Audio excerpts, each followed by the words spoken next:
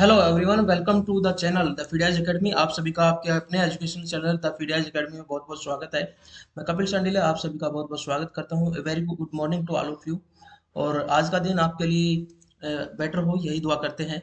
और आपकी पढ़ाई जो है वो और ज़्यादा अच्छी हो जाए आज के दिन से। तो हम शुरू करते हैं आज की क्लास। और इसमें हम आप सबको पहले बता चुके हैं कि 30 क्वेश्चन का टेस्ट है।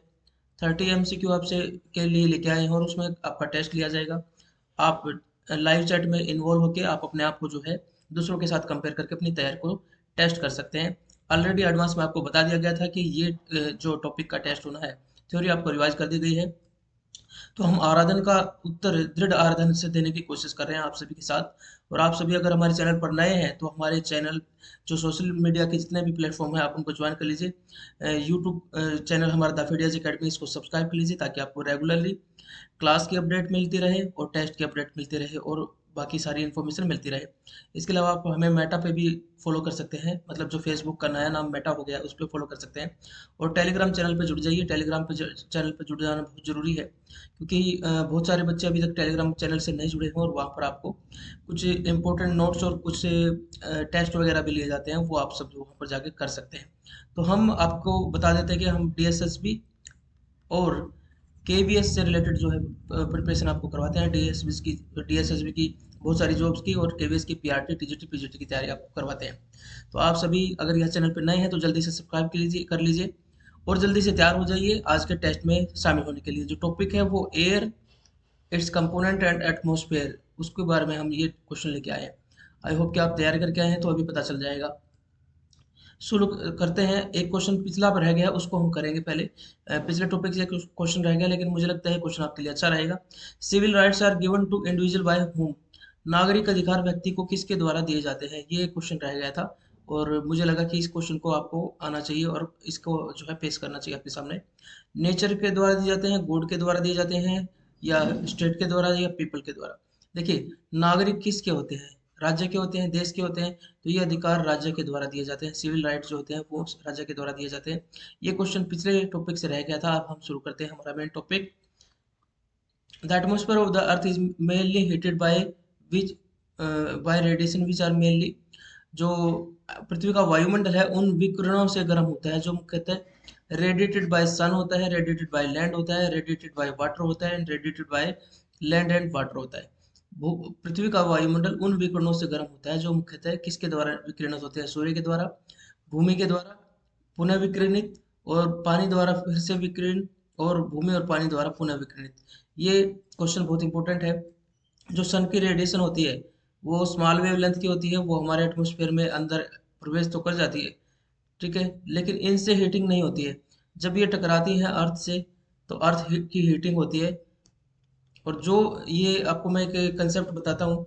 जो भी बॉडी जो है वो ज़्यादा हॉट होती है उससे स्मॉल वेवलेंथ की रेडिएशन निकलती है।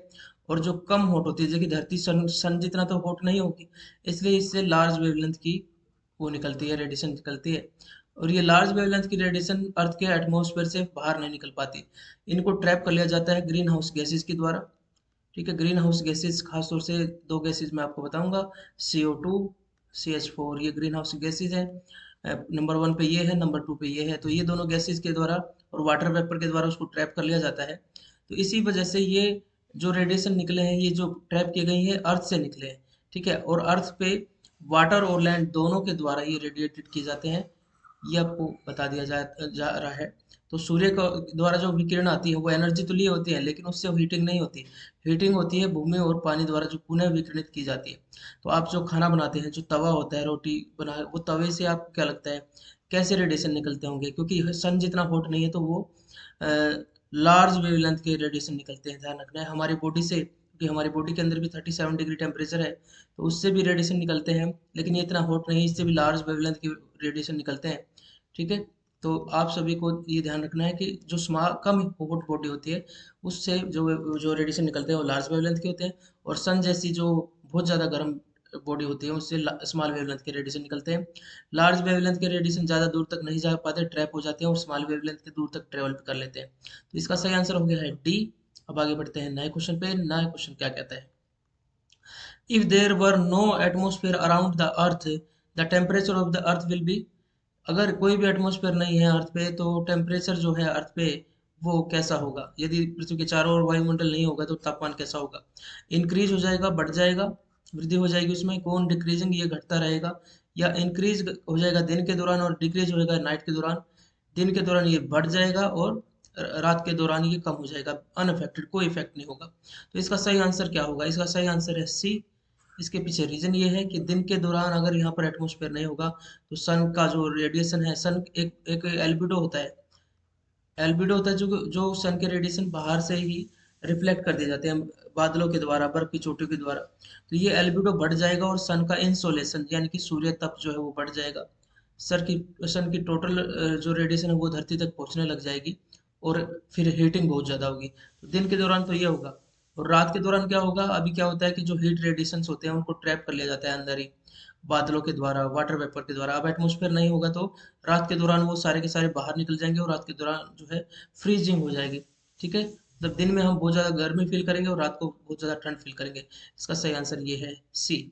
तो यहाँ पर देखो वेवलेंथ का बड़ा रोल है, जो मैं टॉपिक आपको करवा रहा हूँ, वेवलेंथ ऑफ रेडिएशन का बड़ा रोल मैं आपको बता रहा हूँ। और एटमॉस्फेयर का रोल बता रहा हूँ। एटमॉस्फेयर का रोल यही है कि वो जो लॉन्ग वेवलेंथ की रेडिएशन उनको ट्रैप करके रखता है, जिससे हमारी धरती जो है वो रहने योग्य है। अदरवाइज यहाँ पर बहुत फ्रीजिंग हो जाती, हम यहाँ पर लिव कर सकते हैं क्योंकि टेम्परेचर ठीक है यहाँ पर, उसको कुछ टाइम के लिए ट्रैप किया जाता है तो टेम्परेचर मेंटेन रहता है। लेकिन रात को इतना फ्रीजिंग भी नहीं हो पाती क्योंकि एटमॉस्फेयर है, बादल वगैरह है, वो इतना जल्दी से जो इसको इतना ठंडा नहीं होने देते हैं। नेक्स्ट क्वेश्चन पे चलते हैं। नेक्स्ट क्वेश्चन है व्हाट वुड हैपन, ये रह गया, नहीं हो गया। What would happen if all the oxygen present in the atmosphere is converted to ozone? क्या होगा यदि पर्यावरण में जितनी भी ऑक्सीजन है उसको ओजोन में कन्वर्ट कर दिया जाए? आप सभी को पता है कि ऑक्सीजन दो एलिमेंटल फॉर्म में हमारे एटमॉस्फेयर में मिलती है, O2 के रूप में मिलती है और O3। O3 जो है वो स्ट्रेटोस्फेयर में मिलती है। एटमॉस्फेयर की टोटल लेयर जो है उसमें एक स्ट्रेटोस्फेयर है जिसमें ओजोन होती है। ओजोन समताप मंडल भी इसको कहते हैं। ओजोन हमें प्रोटेक्ट करती है सूरज की अल्ट्रावायलेट रेडिएशन से। ठीक है, अदरवाइज ये अल्ट्रावायलेट रेडिएशन नीचे आ जाएगी और हमारी बॉडी में पेनिट्रेट कर जाती है और कैंसर वगैरह कर देती है और बाकी वेजिटेशन जो है उसको भी नुकसान पहुंचाती है। तो O2 और O3 ये दो एलिमेंटल फॉर्म है। अब ये कह रहा है कि अगर सारी की सारी ऑक्सीजन O3 में बदल जाए तो क्या होगा? वी विल बी प्रोटेक्टेड मोर, ज़्यादा O3 हो गए तो हम ज़्यादा प्रोटेक्ट हो जाएंगे। It will become poisonous and kill living forms, ये पॉइजनस हो जाएगी और लिविंग फॉर्म को, देखिए O3 जो है वो प्रोटेक्ट तो करती है हमें अल्ट्रावायलेट रेडिएशन से O3, लेकिन हम इसको इनहेल नहीं कर सकते, ये पॉइजन का काम करती है। बिल्कुल ये पॉइजनस बन जाएगी और लिविंग फॉर्म को किल कर देगी। ये हमारा आंसर हो जाएगा। Ozone is not stable hence it will be toxic, ये स्टेबल है, ओजोन जो है स्टेबल है, ये स्टेटमेंट नहीं है। ये टॉक्सिक तो हो जाएगी नो डाउट, लेकिन नॉट स्टेबल ये ठीक नहीं है। जब सारा कन्वर्ट हो गया तो ये वैसे भी ऑप्शन ये हमको कंसिडर ही नहीं करना। It will be harm helpful, it will help harmful radiation to reach earth and damage many life. तो ये देखो, ये तो गलती हो गया क्योंकि ये हेल्प कैसे करेगा हार्मफुल रेडिएशन को? ये तो रोकता है। तो ये तो ऑप्शन ही गलत हो गया, तो दोनों ऑप्शन कट गए, हमारा आंसर हो गया बी। तो काफी कॉम्प्लिकेटेड सा क्वेश्चन था, लेकिन इसका आंसर तो बिल्कुल सीधी लाइन पे चल के निकल गया हमारा। अब ये कह रहा है कि which two form of oxygen found in the atmosphere, वायुमंडल में पाए जाने वाले ऑक्सीजन के दो रूप कौन से हैं? Water and ozone. वैसे तो इसके अंदर भी वाटर के अंदर भी ऑक्सीजन होता है, लेकिन ये इसका फॉर्मूला तो H2 है, तो ये ऑक्सीजन का फॉर्म नहीं हुआ। ओजोन ठीक है, ये तो ठीक था, लेकिन पूरा ऑप्शन गलत हो गया। वाटर एंड ऑक्सीजन ये भी नहीं है। H2O में हाइड्रोजन भी है, तो इसमें ओनली ऑक्सीजन नहीं है। ठीक है, ये भी नहीं है। अब है ओजोन एंड ऑक्सीजन, ये this is the right answer. ये दो फॉर्म मिलती है, elemental form. Water and carbon dioxide ये भी गलत है। ठीक है, तो हमारा सही आंसर हो गया सी। सी दो रूप में ऑक्सीजन पाई जाती है। ऑक्सीजन जो है वो नॉर्मली हर जगह पाई जा रही है, लेकिन O3 जो है स्ट्रेटोस्फेयर में मिलती है, जो अल्ट्रावायलेट रेडिएशन से हमें प्रोटेक्ट करती है। ठीक है, नेक्स्ट क्वेश्चन पे जल्दी से बढ़ते हैं।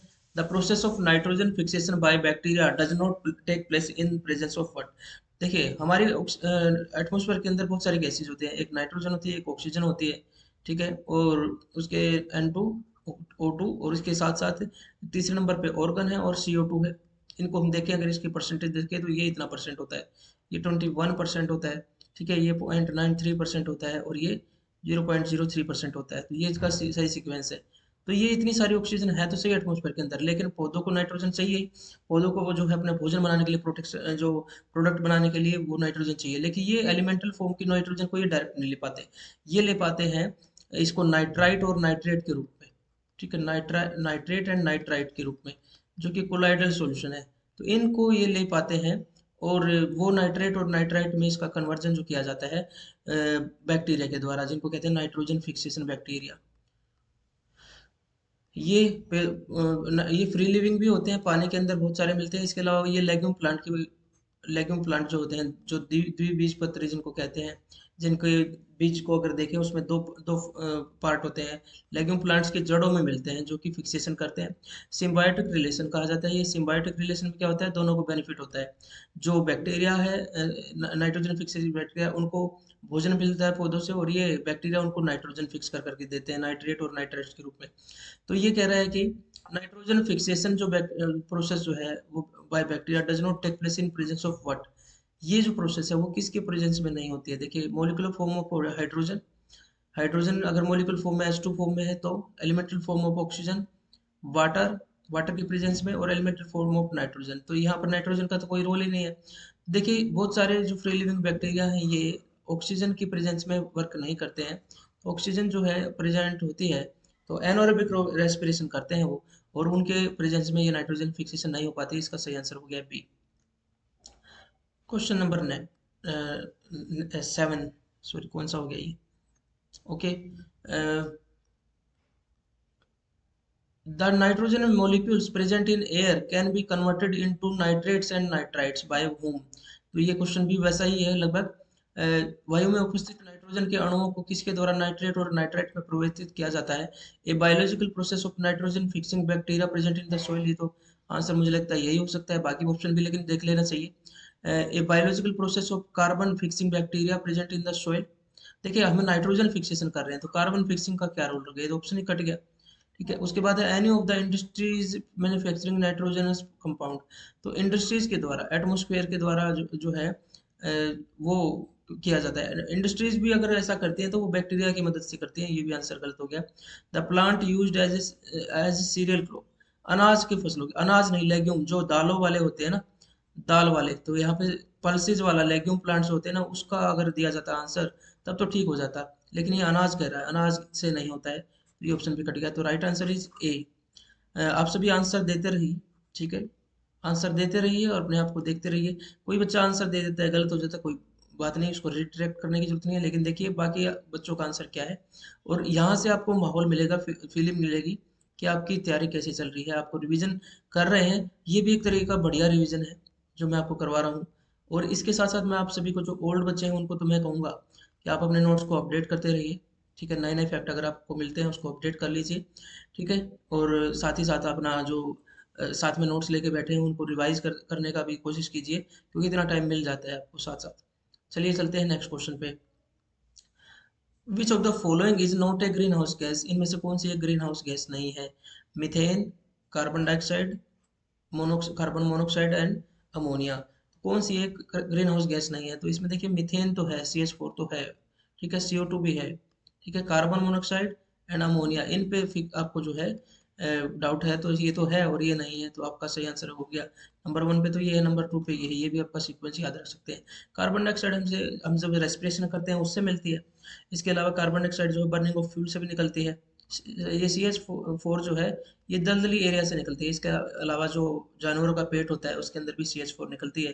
गोबर वगैरह कहीं पे सड़ रहा होता है, चीज़ें उससे निकलती है। धान के खेत होते हैं, वहाँ पर पानी भरा होता है तो चीज़ें, वेजिटेशन सड़ रही होती है तो उससे मीथेन बहुत ज़्यादा निकलती है, ठीक है। अब बढ़ते हैं, ये एल्केन का टाइप हो गया ना। अब है which step is not involve in the carbon cycle. Carbon cycle क्या है? CO2 साइकिल को कार्बन साइकिल कहते हैं। कार्बन का सर्कुलेशन होता है एटमॉस्फेयर से लेकर पौधों में अंदर जाता है, तो कौन सी स्टेप जो है इसमें इन्वॉल्व नहीं होती, देख लेते हैं। उसके बाद एटमॉस्फेयर से ये प्रोडक्ट बन जाता है, ग्लूकोज बन जाता है, ग्लूकोज से फिर ये बहुत आदमियों के अंदर जाता है। वहां से वो जो है या तो मल के द्वारा या फिर उसको उसके मरने के बाद जो है उसका डिकम्पोजिशन हो जाता है। ये कार्बन साइकिल उसमें इन्वॉल्व होती है। तो कार्बन चक्र में कौन सा चरण शामिल है? फोटोसिंथेसिस, ये तो शामिल है।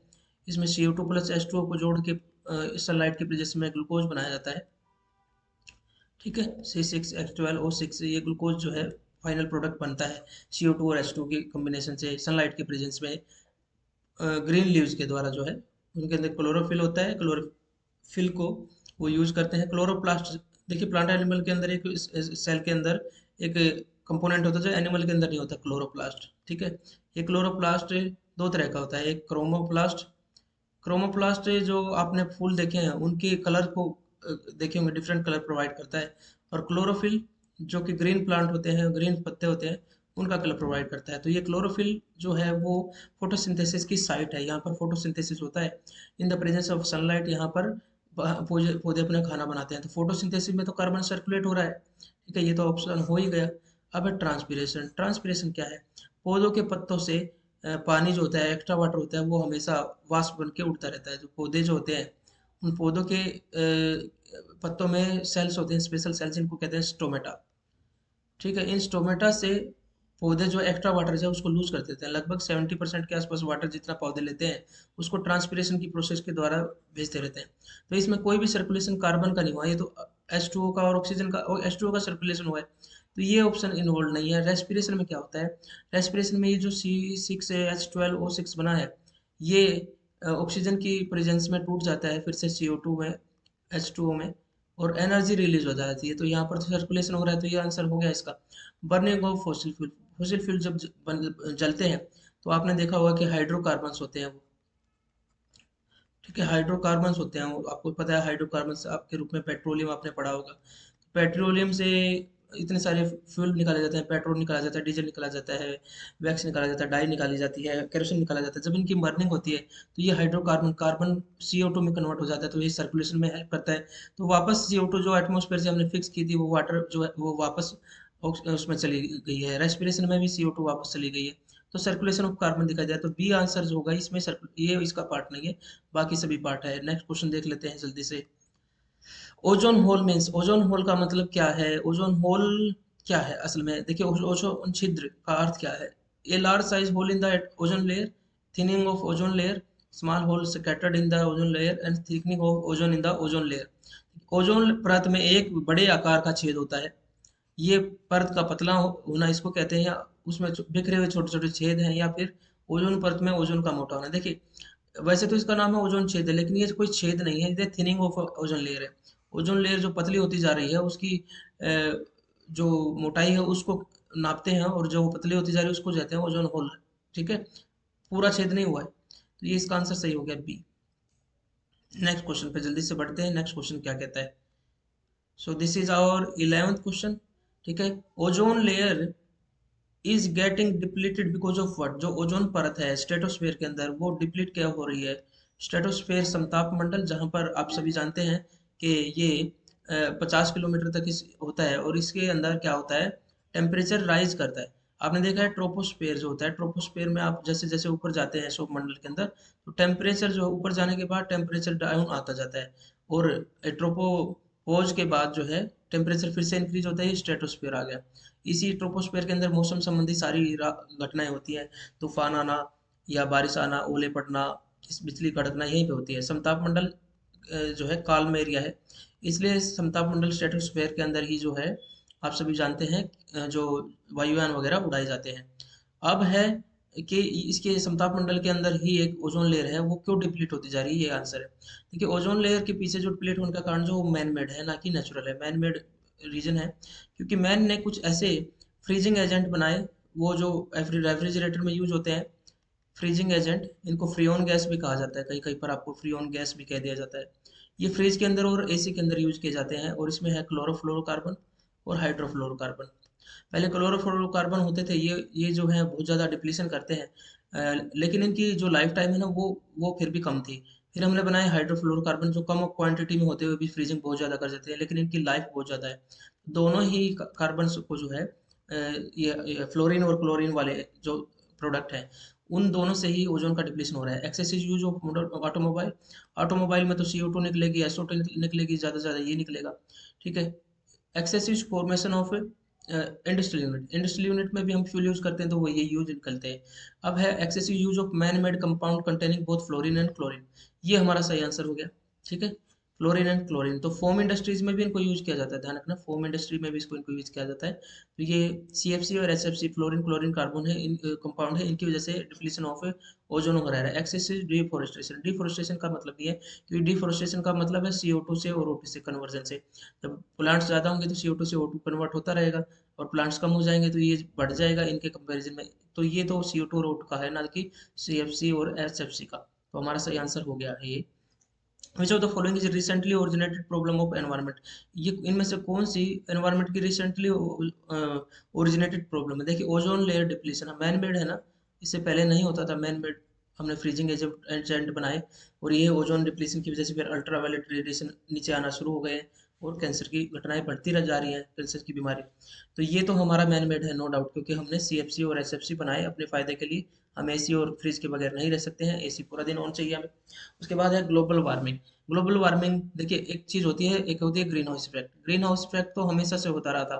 ग्रीन हाउस इफेक्ट का मतलब है जो सन की रेडिएशन आती है, वो स्मॉल वेवलेंथ की वाली, ठीक है, वो जब धरती से टकराती है, धरती की हॉट होती है, तो इससे जो वेवलेंथ निकलती है, लॉन्ग वेवलेंथ वाली हीट रेडिएशन, इसको ट्रैप कर लिया जाता है ग्रीन हाउस गैसेस के द्वारा, CO2 के द्वारा। इससे तो हमारी धरती पर लाइफ पॉसिबल हुई है।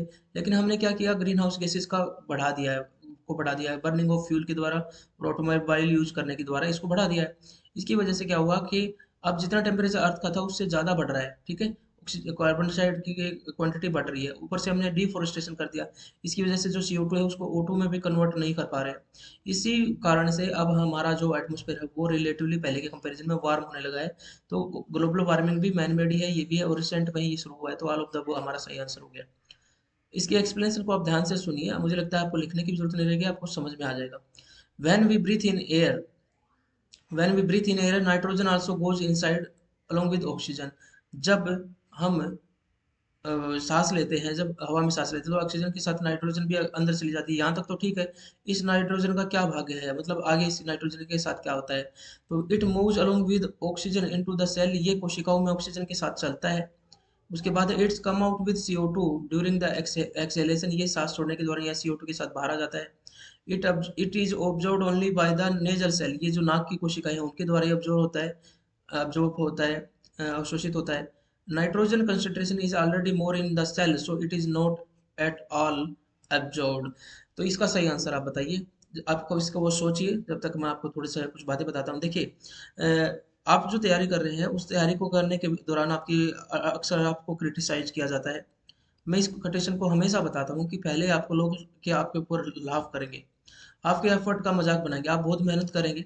इवन आप किसी और के लिए भी मेहनत कर रहे हैं, वो भी आपके एफर्ट का मजाक बनाता है, ठीक है। तो आपको देखना है कि आप अपने आप को क्या, किस रूप में देखते हैं, आपका अपने रूप बारे में विजन क्या है, आप अपने आप को कितने रिस्पेक्ट देते हैं, आपकी सेल्फ जो रिस्पेक्ट कितनी है। आपकी ये रिस्पेक्ट मैटर करती है, कोई और आपको रिस्पेक्ट नहीं करता है, उससे डिपेंड, उससे फैक्टर नहीं है। लेकिन हाँ, अगर आपको कोई आपकी मेहनत पे मजाक बनाता है, ठीक है, आपका हार्ड वर्क है, देखिए हार्ड वर्क कर रहे हैं, तैयारी कर रहे हैं, फिर भी आपका मजाक बनाया जा रहा है, मतलब उस अगले सामने वाले बंदे के अंदर पागलपन है। आप एक सही काम कर रहे हैं, तैयारी कर रहे हैं, पढ़ाई कर रहे हैं, फिर भी आपके हार्ड वर्क का कोई मजाक बनाता है, इसका मतलब वो पागल है, क्योंकि उसको वो काम की वैल्यू नहीं है, ठीक है, उसको लगता है कि आप बिना बात व्यर्थ में वो कर रहे हैं। लेकिन आपके हार्ड वर्क की वैल्यू आपको तो पता है ना। तो आपको उस चीज को एक चैलेंज के रूप में लो, एक तो दूसरा उसको एक मोटिवेशन के रूप में बना लो। देखिए, आपको आपके एक कहावत है कि दुनिया आपको पत्थर मारती है, उस पत्थर से अपनी नींव बना लो, पत्थर को इकट्ठा करो और अपने लिए जो है एक बढ़िया नींव बना लो, ठीक है, वो पत्थरों को अपनी नींव में यूज करो। चैलेंजेस हैं वो, उनको पता ही नहीं है वैल्यू चीज़ों का। आप मेहनत कीजिए किसी के लिए, तो वो भी आपकी वैल्यू नहीं करता, तो आप तो अपने लिए मेहनत कर रहे हैं ना। अब इस वो सामने वाला आपकी वैल्यू करे ना करे, उससे कोई फर्क नहीं पड़ता, ठीक है। तो आपको क्या करना है कि अपने सेल्फ रिस्पेक्ट बनानी है, अपने हार्ड वर्क को अपने आप वैल्यू देनी है। आपका हार्ड वर्क आपके लिए है, ना कि दूसरों के लिए। अब वो पहले तो आप पे हंसेंगे, ठीक है, ठीक है, उसके बाद आप पहले तो आप पे हंसेंगे, उसके बाद जब आप फिर भी लगेंगे तो आपको क्रिटिसाइज करना शुरू कर देंगे कि आप वेस्टेज कर रहे हैं, आप रिसोर्सेज का वेस्टेज कर रहे हैं, घर वालों के पैसे उड़ा रहे हैं, टाइम खराब कर रहे हैं, ठीक है। उसके बाद जब आप सक्सेसफुल हो जाएंगे, then they will follow you, ठीक है। ये मैं पर्सनल एक्सपीरियंस से बता रहा हूँ, ठीक है। बहुत सारे लोग हमें भी फॉलो कर रहे हैं, हम भी उस चीज़ को फॉलो कर रहे हैं, लेकिन पहले वो क्रिटिसाइज भी करते थे, हंसते भी थे, ठीक है, और वो कहते थे कि यू आर नथिंग, आप कुछ नहीं कर रहे हैं। तो इसलिए आप सभी बच्चों के लिए मैं ये चीज़ें बता रहा हूँ जो आपको लाइफ में बहुत काम आने वाली चीज़ें हैं। अपने हार्ड वर्क को कभी मत छोड़ना, ये हार्ड वर्क जो है ना आपके आपका सेल्फ है, ठीक है, अपने लिए लड़ रहे हो, अपने लिए ज़िंदगी में लड़ना ही पड़ेगा। अपने जीवन के संघर्ष को पहचानना है, अपने जीवन को संघर्ष को जीना है, ठीक है? संघर्ष का जीवन अगर जी लिया आपने, तो आपको कभी भी जो है सफलता से कोई नहीं रोक पाएगा। चलिए, अब हम थोड़ा-सा रेस्ट देना चाहता था, असल में ये क्वेश्चन थोड़े से कंसेप्चुअल ज़्यादा हैं, तो मुझे लगा कि थोड़ा-सा बीच में रोक लेते हैं। तो when we breathe in air, nitrogen also goes inside along with oxygen. जब हम हवा में साँस लेते हैं, तो इसका सही देखिए, हमारे शरीर के ब्लड के अंदर एक कंपोनेंट होता है जिसको कहते हैं हीमोग्लोबिन, ठीक है? ये एक तरह की प्रोटीन है। ये प्रोटीन जो है, इसी हीमोग्लोबिन को खाने के लिए मच्छर जो फीमेल मादा फ्लीज एनाफ्लीज आती है, एडिज आती है, क्योंकि उसको अपने डेवलपमेंट के लिए प्रोटीन चाहिए, तो वो इसको खाने के लिए आती है। तो हीमोग्लोबिन जो है, ये इसके अंदर एक कंपोनेंट होता है जिसका जो आयरन से बना होता है, और इसकी खास बात ये है कि ये ऑक्सीजन और CO2 को कैरी करता है, ठीक है? ऑक्सीजन को तो अकेला हीमोग्लोबिन ही करता है, लेकिन CO2 को तो हीमोग्लोबिन भी कर लेता है और प्लाज्मा भी कर लेता है, ठीक है? कार्बोनेट के रूप में। ठीक है, CO2 को प्लाज्मा के रूप में, कार्बोनेट के रूप में जो है प्लाज्मा में कर लेता है, सॉरी। और इसके अलावा हीमोग्लोबिन तो कर ही लेता है। तो हीमोग्लोबिन जो है ना, ऑक्सीजन के साथ प्रोडक्ट बनाता है, ऑक्सीजन के साथ मिलता है तो ये ऑक्सी हीमोग्लोबिन बना लेता है, और कार्बन डाइऑक्साइड के मिलता है तो कार्बोक्सी हीमोग्लोबिन बना लेता है। और अगर कार्बन मोनोऑक्साइड के साथ मिल जाए तो ये जहरीली एक चीज बना लेता है, ये कार्ब अमीनो हीमोग्लोबिन बना लेता है, ठीक है? तो ये प्रोडक्ट सबसे ज़्यादा स्टेबल है। जब ये बन जाता है तो ये ऑक्सीजन के साथ बाकी किसी के साथ नहीं जुड़ता, इसलिए कहते हैं कि बंद कमरे में अंगीठी जला के नहीं सोना चाहिए, क्योंकि वहाँ पे फ्यूल CO बढ़ रहा है, और आपके शरीर के अंदर CO जब जाएगा तो ये इतना स्टेबल प्रोडक्ट बना देगा कि बाकी चीज़ों के साथ हीमोग्लोबिन का कम्बिनेशन नहीं हो पाएगा, और ये स्टेबल हो जाएगा, तो आपके शरीर के अंदर पॉइजन बढ़ जाएगा, ऑक्सीजन कम हो जाएगी। लेकिन यहाँ पर हम बात कर रहे हैं हीमोग्लोबिन का रोल की, हीमोग्लोबिन O2 और CO2 और CO को ट्रांसफर करता है, ना कि नाइट्रोजन को। तो अंदर नहीं जाएगा, कोशिकाओं के अंदर नाइट्रोजन नहीं जाएगी। तो ये जो कह रहा है ना, ये सेल के अंदर, ये ऑप्शन गलत हो गया। अब है it come out with CO during exhalation, बिल्कुल एक्सहेलेशन के दौरान जो है ये लंग्स तक जाएगा तो सही, लेकिन लंग्स में अंदर नहीं जाएगा और वापस आ जाएगा, ये हमारा आंसर सही हो गया। It is absorb by nasal cell, ये गलत है, हमारा सेल के द्वारा ऑब्जॉर्प्शन यहाँ नहीं होता, पहले फेफड़ों में जाती है हवा। उसके बाद nitrogen concentration already more in the cell, so it is not at all absorb, ये भी गलत है कि वहाँ पे कंसंट्रेशन नाइट्रोजन की कहाँ से आ गई, जब नाइट्रोजन अंदर जा ही नहीं रही है। अब बात करते हैं नेक्स्ट क्वेश्चन की। चूज द करेक्ट सीक्वेंस, तो ये कार्बन साइकिल का सही सीक्वेंस आपसे पूछा है। देखिए, CO2 इन एटमॉस्फेयर में होती है, ठीक है, वहां से फिक्सेशन किया जाएगा, डिकम्पोजिशन नहीं होगा पहले। पहले इसको ऑर्गेनिक कंपाउंड में प्लांट के द्वारा कन्वर्ट किया गया, यहाँ तक ये ठीक है, ये तो हमारा गलत हो गया।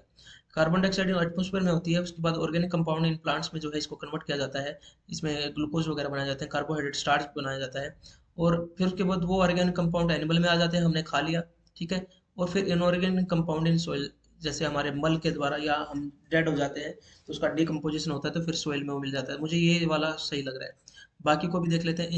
Inorganic compound carbonates in water, organic compound in water in plant, organic carbon in animal and scavenger, ठीक है। ये वाला जो है ना, ये इनऑर्गेनिक कार्बोनेट्स इन वाटर, ये नहीं है, क्योंकि ज़्यादा फिक्सेशन जो है वो प्लांट्स के द्वारा किया जाता है। ऑर्गेनिक कार्बन इन एनिमल्स, ये तो वैसे ही गलत हो गया, पहले एनिमल्स के अंदर डाल दिया, तो ये हमारा सही आंसर हो गया, ये बी। अब नेक्स्ट क्वेश्चन पे चलते हैं। Biotic component of biosphere is not constituted by, हमने देखा है कि हमारे एटमॉस्फेयर, हमारी अर्थ के ऊपर कुछ बायोटिक कंपोनेंट होते हैं, कुछ ए बायोटिक होते हैं। बायोटिक वे होते हैं जो कि लिविंग बींग से हमें मिलते हैं, और ए बायोटिक जो नॉन लिविंग से मिलते हैं। देखिए, प्रोड्यूसर जो है, यानी कि प्लांट्स है जो कि खाने का निर्माण करते हैं, तो लिविंग बींग है, तो ये बायोटिक कंपोनेंट हो गया। बायोटिक कंपोनेंट कौन सा नहीं है, ये पूछ रहा है, तो ये तो ऑप्शन नहीं होगा। कंज्यूमर क्या होते हैं, जैसे हम हैं, एनिमल है, तो हम कंज्यूम करते हैं खाने को, तो हम भी जिंदा हैं, हम भी लिविंग बींग है, तो ये भी नहीं है। डिकम्पोजर जो खाने को तोड़ देते हैं, जैसे स्क्वेंजर, ये बैक्टीरिया है, फंजाई है, तो ये भी लिविंग बींग है, तो ये भी बायोटिक ही हो गया। और इसने पूछा है कौन सा नहीं है, तो एयर इज ए बायोटिक, ठीक है। एयर है, सोयल है, ये सारे ए बायोटिक है। चलिए आगे बढ़ते हैं। नेचुरल रिसोर्सेज का पार्ट आ गया ये। An increase in carbon dioxide content, अगर हमारे एटमॉस्फेयर के एयर के अंदर कार्बन डाइऑक्साइड कंटेंट बढ़ जाता है, it would not cause what. देखिए, वातावरण में अगर कार्बन डाइऑक्साइड बढ़ जाती है तो इसकी वृद्धि का कारण क्या नहीं होगा। मतलब तीन ऑप्शन होंगे जो इसकी वृद्धि से हो जाएंगे, और एक ऑप्शन होगा जो नहीं होगा।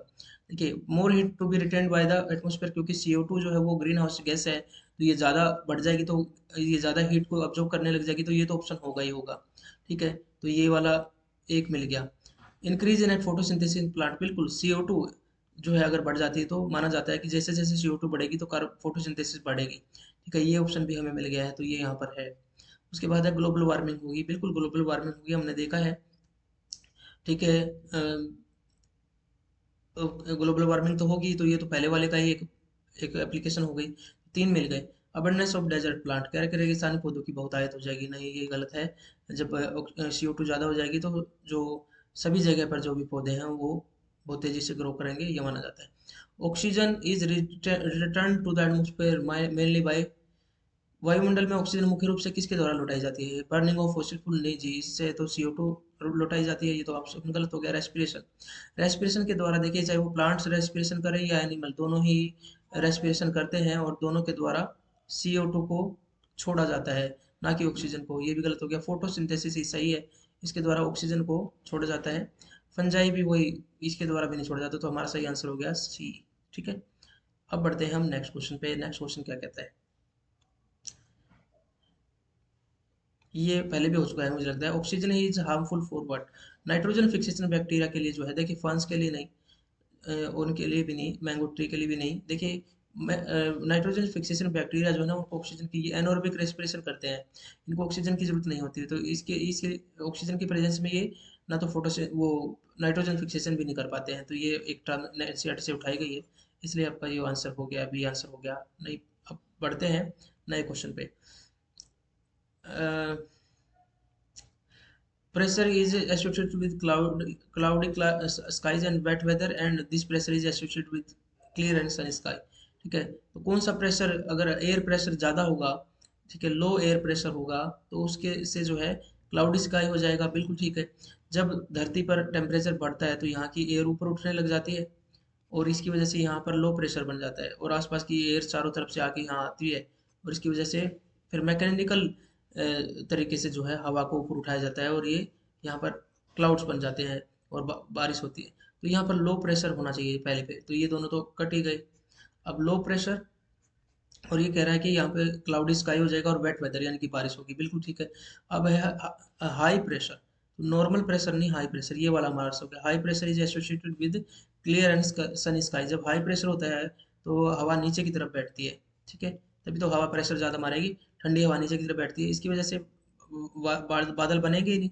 ऊपर जाने पे हवा जब ठंडी होती है तभी बादल बनते हैं, लेकिन यहाँ पे तो नीचे बैठ रही है, तो यहाँ पे क्लियर स्काई होगा, तो हमारा सही आंसर C हो गया। नेक्स्ट क्वेश्चन है, jet planes fly in the sky leave a dash trail behind them, जब जेट प्लेन जो है स्काई में लीव करते हैं, उड़ते हैं, तो अपने पीछे कैसी एक ट्रेल पूंछ छोड़ देते हैं? ब्लैक कलर की, ब्लू कलर की, व्हाइट कलर की, ग्रे कलर की। आप सभी ने देखा है कि जहाज जब चलते हैं, कई बार आपने देखा होगा, वो अपने पीछे, खासतौर से सर्दी के मौसम में आपने देखा होगा कि अपने पीछे वो कुछ लेयर छोड़ देते हैं, जो इंजन से उनकी भाप निकली है, हवा निकली, वो निकली है, जो क्या कहते हैं, धुआं निकला है, तो वो किस रंग का होता है, कैसे वो छोड़ देते हैं? तो आप सभी को पता है कि वो सफेद रंग की एक ट्रेल छोड़ देते हैं, इसका सही आंसर ये है। जेट प्लेन कहाँ पर उड़ाए जाते हैं? समताप मंडल में, उसके लिए सबसे आइडियल कंडीशन होती है। जहाज जब उड़ते हैं तो आपको बादलों के ऊपर लेके जाया जाता है। The standard unit of measuring temperature is what? Temperature क्या है? ठीक है, the degree of hotness and coldness, degree of hotness कितना हॉट है और कितना कोल्ड है, ऑफ एयर या किसी और चीज़ की, उसकी डिग्री नापने के लिए हम टेम्परेचर यूनिट का यूज़ करते हैं। तो इसकी बहुत सारी, असल में इसकी बहुत सारी यूनिट है, मीटर तो है नहीं, ये तो काट ही दो, ये इसकी यूनिट नहीं है। इसकी फ़ारेनहाइट भी है, आप देखते हैं कि 98.4 डिग्री फ़ारेनहाइट देखते हैं कितना टेम्परेचर हुआ है, फिर 101 हो गया, 102 बुखार हो गया, ये देखते हैं फ़ारेनहाइट में। केल्विन भी होता है, और सेल्सियस या सेंटीग्रेड, इसको पहले सेंटीग्रेड कहा जाता है, अब सेल्सियस कहा जाता है। तो हमारे बॉडी का टेम्परेचर 37 डिग्री सेल्सियस माना जाता है आइडियल टेम्परेचर। ठीक है, इसको कन्वर्ट करेंगे तो इतने में कन्वर्ट हो जाएगा, लेकिन हमारी स्टैंडर्ड यूनिट इसकी है केल्विन। ठीक है, SI यूनिट जो है वो केल्विन है, इसका सही आंसर ये।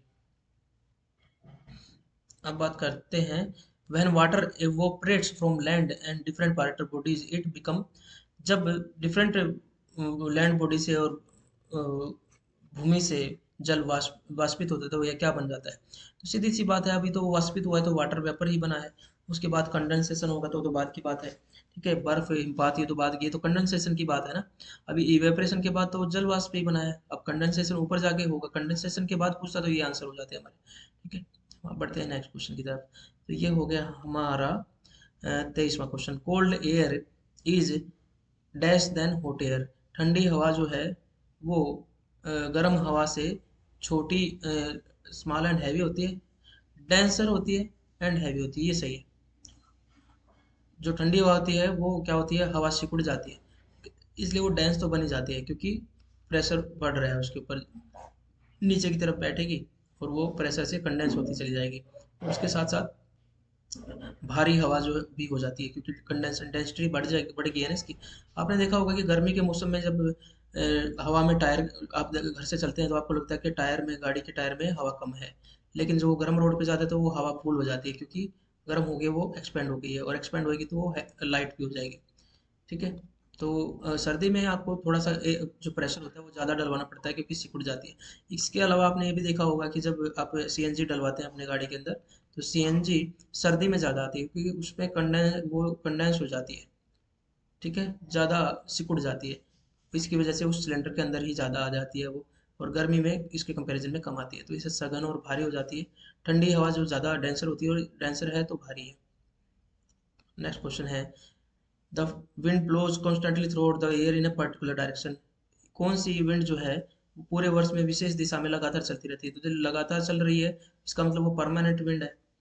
ठीक है, और एक दिशा में चलती रहती है, तो ये ट्रेड विंड है, ये भी उसी के पार्ट होती है। ट्रेड विंड जो होती है, या फिर वेस्टर्लीज है, ईस्टर्लीज है, ये सारी की सारी परमानेंट विंड है। इन्हीं के अंदर कहीं कहीं पर हवाएं जो अपना डायरेक्शन बदलती है उनको सीजनल विंड कहा जाता है। ठीक है, जैसे मॉनसून विंड है। ठीक है, और लोकल विंड है तो जो कुछ एक लोकलाइज्ड एरिया में, जैसे लू है, उत्तर भारत में, नॉर्थ वेस्ट भारत में चलती है। ठीक है, डायरेक्शनल विंड तो नाम ही गलत है। ये सही आंसर हो गया परमानेंट। इसके अलावा बाकी टाइप की सीजनल, जैसे मानसून है, जैसे सीजन बदलता है इसकी डायरेक्शन बिल्कुल बदल जाती है। पहले ये नॉर्थ ईस्ट मानसून होता है सर्दी में, विंटर में, और जब ये गर्मी आती है तो ये साउथ वेस्ट मानसून हो जाता है। ठीक है, और लोकल विंड लू है, जैसे गर्म हॉट एयर जो अपना राजस्थान में या उत्तर भारत में चलती है, ये बिल्कुल लोकल विंड है। और मानसून विंड तो आप देखिए पूरे पाकिस्तान को, इंडिया को, अ, इस तरह साउथ ईस्ट एशिया को, चाइना को, सबको अफेक्ट करती है। ठीक है, ये लोकल विंड नहीं होगी, ये सीजनल होगी, सीजन पे अपना डायरेक्शन बदल देती है। क्वेश्चन है, carbon dioxide release in the atmosphere creates what. Carbon dioxide जो एटमॉस्फेयर के अंदर रिलीज होती है वो क्या करेगी, ग्रीन हाउस इफेक्ट करेगी, कार्बन इफेक्ट करेगी, अर्थ इफेक्ट करेगी, या डाइऑक्साइड। हम सभी जानते हैं कि ग्रीन हाउस इफेक्ट करेगी। CO2 जो है वो ग्रीन हाउस गैस है, और इसकी वजह से अर्थ जो है वो लिवेबल है, रह सकते हैं हम इस पे, इसने हैबिटेबल बनाया है अर्थ को, इसलिए ये इम्पोर्टेंट तो है। लेकिन अगर इसकी क्वांटिटी बढ़ जाती है तो वो टेम्परेचर बढ़ जाता है, टेम्परेचर बढ़ने की वजह से फिर ज़्यादा ट्रैपिंग होती है हीट की, और इसकी वजह से green house effect global warming में बदल जाता है, और इसके बड़े हार्मफुल इफेक्ट है ग्लोबल वार्मिंग के। क्या क्या इफेक्ट है आप कमेंट करके हमें बता सकते हैं। ठीक है, ग्लोबल वार्मिंग के क्या क्या इफेक्ट हो सकते हैं, वो ऑप्शन में कभी ना कभी आएगा। चलिए, ये क्या है, इज द और टू और day to day condition of atmosphere. ये जो है ये हिंदी में ट्रांसलेट नहीं हुआ है कि ये कौन सी चीज़ है जो कि घंटे के घंटे चीज़ें बदलती रहती है, डे टू डे कंडीशन है एटमोस्फेयर की, जिसको हम नोट करते हैं। ये विंड नहीं है, एटमोस्फेयर की कंडीशन ये नहीं होती। सीजन, सीजन भी नहीं है, सीजन तो डे टू डे नहीं होगा। ठीक है, और टू और भी नहीं होगा। क्लाइमेट क्या है, 25 से 30 साल का जो एक जगह का जो क्लाइमेट है उसका एवरेज निकाल के जो आंकड़े बनाए जाते हैं, ये है। तो ये भी नहीं होगा, तो सही आंसर हो गया वेदर, मौसम। ठीक है, मौसम अच्छा हो गया है। ठीक है, थोड़ी देर पहले गर्मी थी, अब हवा चल पड़ी है, तो देखिए आधे घंटे में ही मौसम अच्छा हो गया, ये हो गया। अब है, as we move in the layer of the atmosphere the pressure. ये कह रहा है कि जैसे जैसे हम अप जाते हैं तो टेम्परेचर, प्रेशर जो है वो, एयर प्रेशर जो डिक्रीज होता है या इंक्रीज होता है, ये तो गलत हो गया, डिक्रीज होता है ऊपर जाने पे। नीचे जाते हैं तो एयर प्रेशर बढ़ता है, ये भी गलत हो गया। ये कह रहा है कम हो जाता है। जैसे हम नीचे जाते हैं डज नॉट चेंज, ये भी गलत है। तो जैसे जैसे ऊपर जाते हैं एयर प्रेशर कम होता जाता है, बिल्कुल ठीक है। अर्थ पे जैसे जैसे हम ऊपर जाएंगे एयर की डेंसिटी ग्रेविटी की वजह से यहाँ पर ज़्यादा है, इसके लिए नीचे जाएंगे तो ऊपर डेंसिटी कम होती चली जाती है। दूसरा, हमने एक और बात बताई थी कि ऊपर जाने पर आपका एयर अभी यहाँ पर है तो आपको इतने, आपके ऊपर इतना एयर का प्रेशर है, इतने बड़े कॉलम का एटमोसफेयर मान लीजिए इतना है, तो और अगर आप कहीं पहाड़ पे है या किसी प्लेन में बैठे हैं तो आपके पास इतनी सी एयर का प्रेशर है, तो वैसे भी प्रेशर कम हो गया, तो ऊपर जाने पर एयर प्रेशर फॉल होता है। ये हमारा सही आंसर हो गया। अब नए क्वेश्चन पे बात करते हैं। नया क्वेश्चन क्या है, green plants use dash to make their food and release dash. तो ग्रीन प्लांट्स जो है वो ऑक्सीजन यूज करते हैं और हीलियम रिलीज करते हैं, ये तो गलत हो गया। Green plants plants carbon dioxide use करते हैं और हाइड्रोजन रिलीज करते हैं, ये भी गलत हो गया। हीलियम यूज करते हैं, हाइड्रोजन रिलीज करते हैं, ये भी गलत हो गया। कार्बन डाइऑक्साइड यूज करते हैं, बिल्कुल ठीक है। ठीक है, और ये फोटोसिंथेसिस के द्वारा ऑक्सीजन को रिलीज करते हैं, बिल्कुल सही आंसर हमारा डी हो गया। ठीक है, आप ऑप्शंस को जो है थोड़ा ध्यान से देखा करो, क्वेश्चन के निकालते time. What is release in the air from the burning of fuel. ईंधन के जलने से हवा में क्या निकलता है जब ईंधन जलता है तो। ईंधन जब जलता है तो उसमें वो हाइड्रोकार्बन का बना होता है, तो कार्बन रिलीज होता है, ठीक है। नाइट्रोजन नहीं है, ये भी नहीं, हीलियम नहीं। NO2 होता तो कुछ सोच सकते थे, लेकिन इस carbon dioxide is the right answer, helium नहीं निकलती है। ठीक है, हमारा सही आंसर कार्बन डाइऑक्साइड हो गया, कार्बन डाइऑक्साइड, क्योंकि कार्बन फिक्सेशन हो रखा है उसमें। ये लास्ट क्वेश्चन आज का करेंगे, इसके अलावा हमारे पास अभी भी 20 क्वेश्चन और बचे हुए हैं, उनको हम बाद में लेके आएंगे क्योंकि बड़ा से लंबा सेशन हो जाता है। 30 क्वेश्चन बहुत इनफ है, आपका अच्छा रिवीजन हम साथ साथ एक्सप्लेन करके करवा भी रहे हैं। Which of the following is not the type of rainfall. इनमें से कौन सा वर्षा का प्रकार नहीं है। भौगोलिक वर्षा यानी कि ओरोग्राफिक रेनफॉल, और साइक्लोनिक रेनफॉल, चक्रवाती रेनफॉल, कन्वेक्शनल रेनफॉल और सीजनल रेनफॉल, ये नहीं है टाइप। ठीक है, कन्वेक्शन कैसा होता है, जब हवा गर्म होकर ऊपर की तरफ उठती है, ठीक है, तो ये कन्वेक्शन करंट बन जाते हैं, इसे कहते हैं संवहनीय धारा। हवा अगर ओरिजेंटल चलती है तो उसको विंड कहते हैं, air in motion is called as wind. और अगर वर्टिकल चलती है तो उसको करंट कहते हैं, तो ये कन्वेक्शन करंट बन जाते हैं। ऊपर जाके टेम्परेचर जैसे जैसे डाउन होता है तो ये हवा जो है कंडेंस होकर बादल बनाती है और बारिश होती है, दिस इज कन्वेक्शनल। चक्रवाती क्या होता है कि किसी स्थान पर अगर एकदम से, ये तो भूमध्य रेखा पर होता है, 0 डिग्री पे रोजाना, 0 डिग्री पे रोजाना दोपहर दोपहर 2 बजे जो है बारिश होती है, इसी प्रोसेस से। अब लैंड की बात करें, लैंड पे कहीं पर अगर टेम्परेचर बढ़ गया है बहुत ज़्यादा, तो क्या होता है कि हवा सारी गर्म होकर ऊपर चली गई है, तो लो प्रेशर बन गया है, तो चारों तरफ से हवा आती है। ठीक है, चारों तरफ से हवा यहाँ आती है और मैकेनिकल तरीके से आपस में टकराती है, रास्ता नहीं मिलता, तो मैकेनिकल तरीके से वो ऊपर उठना शुरू कर देती है और बहुत तेज गर्जन के साथ बारिश होती है, और एक एक डेढ़ घंटे में ये साफ भी हो जाता है, इसी साइक्लोनिक रेनफॉल होगी। अब है ओरोग्राफिक।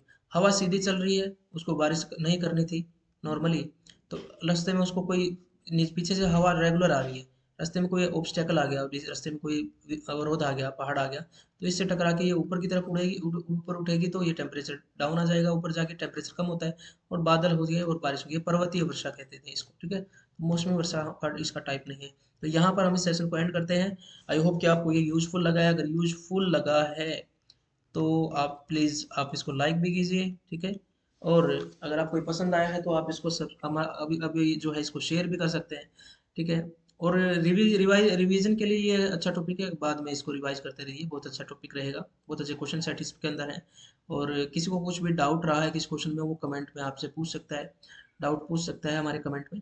और आपको यूजफुल लगा तो कमेंट में फीडबैक दे सकते हैं, जरूर देना चाहिए आपको। ठीक है, फीडबैक, ताकि और इम्प्रूवमेंट की गुंजाइश हो जाए। तो आप सभी बच्चों को ये कैसा लगा, सोना होता है ना, सोना, वो जब आग में तपता है तो आग में तप के ही उसमें चमक आती है। ठीक है, कोयला और डायमंड दोनों ही कार्बन के रूप है, लेकिन ग्रेफाइट भी कार्बन का ही अप्रूप है। और लेकिन आपने देखा है कि दोनों की वैल्यू कितनी होती है। डायमंड ने थोड़ा प्रेशर ज़्यादा और झेल लिया है, ठीक है, और ज़्यादा हीट झेल ली है, तो ये डायमंड बन गया है। ठीक है, जितना ही आग में तपता है उतना ही निकलता है सोना, ध्यान रखना। तो अपने आप को सोना बनाना है तो आग में झोंक दो। ठीक है, मैं कहता हूँ कि एक कोटेशन है रश्मि रथी की, मैं बार बार आपको बताता हूँ, उसमें कहता हूँ कि वर्षों तक वन में घूम घूम बाधा विघ्नों को चूम चूम, सहधूप गाम पानी पत्थर पांडव आए कुछ और निकर। ठीक है, कौरव तो महलों में रहे इतने, इसलिए उनको इतना निखार नहीं हो पाया, लेकिन वर्षों तक वन में घूम घूम बाधा विघ्नों को चूम चूम, उन्होंने बाधा विघ्नों को चूमा, उनको उनसे जी नहीं कतराया। ठीक है, बाधा विघ्नों, सह धूप घाम पानी पत्थर, धूप और घाम और पानी और बरसात और पत्थरों पे पैदल चल के वो अपने आप को तपा रहे हैं, पांडव आए कुछ और निखर। और मैं आपको कहता हूँ कि सौभाग्य न हर दिन सोता है, लगे रहिए। देखिए, एक बार आपकी किस्मत ऐसी जागती है, पर्सनल एक्सपीरियंस से बताता हूँ कि आपका कहीं सिलेक्शन नहीं होता था, और किस्मत एक बार ऐसी जागती है जब आपका मेहनत का लेवल बढ़िया हो जाता है, ठीक है, आपकी मेहनत में रंगत आ जाती है, तो आपकी किस्मत ऐसी जागती है कि लगातार 1 से 3 4 साल तक जब तक आप अप्लाई करते रहते हैं, आपके धड़ाधड़ सिलेक्शन होते रहते हैं। कोई माइकल आपका सिलेक्शन नहीं रोक पाता, वो किस्मत आपकी है, वो आपने बनाई है, अपने हार्ड वर्क से बनाई है। तो सौभाग्य ना हर दिन सोता है, मायूस होने की जरूरत नहीं है अगर पहले सिलेक्शन नहीं हुआ है। देखें आगे क्या होता है, अगर हार्ड वर्क करेंगे तो क्या होता है वो देखते हैं। ठीक है, आपको सक्सेस मिलने वाली है, ध्यान रखना। चलिए मिलते हैं नई वीडियो के साथ, अपना ध्यान रखिए। जय हिंद जय भारत। कैसी लगी वीडियो जरूर फीडबैक दीजिए, और इसके अलावा रेगुलर रहिए। ठीक है, इसके अलावा मैं आपको बता रहा हूँ कि मैंने केवीएस के जो हमसे जुड़े हुए पुराने स्टूडेंट हैं, ठीक है, ओल्ड स्टूडेंट का एक ग्रुप बनाया है, उसमें मैंने लगभग 50 के आसपास स्टूडेंट है, और उन 50 स्टूडेंट को रेगुलर जो है पढ़ाई के लिए जो है टच में रहने के लिए रिवीजन करवाने की कोशिश की जा रही है, ताकि उनका सिलेक्शन हो। बाकी बच्चे अगर रह रहे हैं तो उनको भी एक ग्रुप बना देंगे, लेकिन उसकी कंडीशन ये है कि आपको रेगुलर रहना पड़ेगा। आपको रोजाना टेस्ट ही अटेम्प्ट करने पड़ेंगे, और जैसे जैसे टारगेट आपको दिए जाते हैं, अदरवाइज फिर ग्रुप से आपसे निकाल दिया जाएगा। और बिल्कुल स्टडी के पर्पज से ही आए उस ग्रुप में। ठीक है, स्टडी पर्पज से आए, स्टडी के अलावा वहाँ पर किसी और पर्पज से ना आए, क्योंकि फिर उससे निकाल भी दिया जाएगा। या वहाँ से हम यहाँ पर चाहते हैं कि जो बच्चे हम पे फेथ रखते हैं, हम पे विश्वास रखते हैं, उन बच्चों को कुछ ना कुछ क्वालिटी से कुछ चीज़ें रिवाइज करवाई जाए। जल्दी ही साइंस के टेस्ट मैं शुरू कर रहा हूँ। ठीक है, साइंस के टॉपिक्स पे काम शुरू हो चुका है, और साइंस के टेस्ट में शुरू कर रहा हूँ। मैं और एक दूसरे टीचर जो है वो साइंस पे काम कर रहे हैं, हम दोनों मिलकर आपको करवाएंगे। तो आपको काफ़ी काफ़ी हेल्पफुल चीज़ें होंगी। ठीक है, तो आप सभी बच्चे के जो फीडबैक आए हैं वो मुझे अच्छे लगे। आप हमें फीडबैक देते रहिए। केवीएस कोर्स के लिए आपने जो फीडबैक दी वो काफ़ी अच्छे लगे मुझे, और ऐसे फीडबैक देते रहिए। आप जो है देखिए, टीचर के लिए स्टूडेंट भी टीचर होते हैं। अगर स्टूडेंट काफ़ी हार्ड वर्किंग होते हैं तो टीचर भी अपडेट रहता है। तो हमें अपडेट करने के लिए थैंक यू। आप सभी का बहुत बहुत धन्यवाद। आपका दिन अच्छा हो। जय हिंद जय भारत।